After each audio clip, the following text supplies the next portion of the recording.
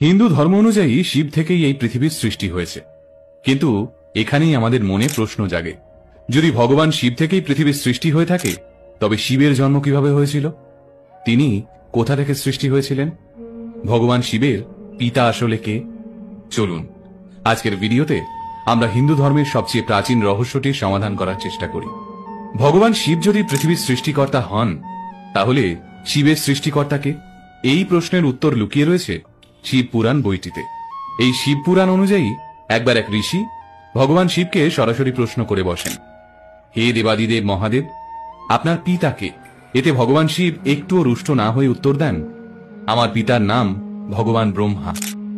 তখন সেই ঋষি বলেন, তাহলে ভগবান ব্রহ্মার পিতাকে? শিব উত্তর দেন, ভগবান ব্রহ্মার পিতা হলেন ভগবান বিষ্ণু।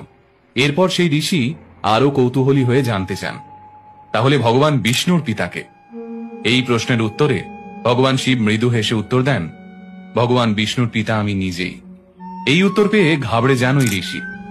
তখন ভগবান শিব তাকে বুঝিয়ে বলেন, আসলে আমার কোনো আরম্ভ বা অন্ত নেই, আমি একটা চক্রের মতন, যার কোনো সৃষ্টি বা বিনাশ নেই, আমিই আমার সৃষ্টিকর্তা। বিজ্ঞানের বিগ ব্যাং থিওরি অনুযায়ী এই বিশ্ব ব্রহ্মাণ্ডের জন্ম হয় এক বিরাট বিস্ফোরণ থেকে। কিন্তু এই বিস্ফোরণের আগে কি ছিল?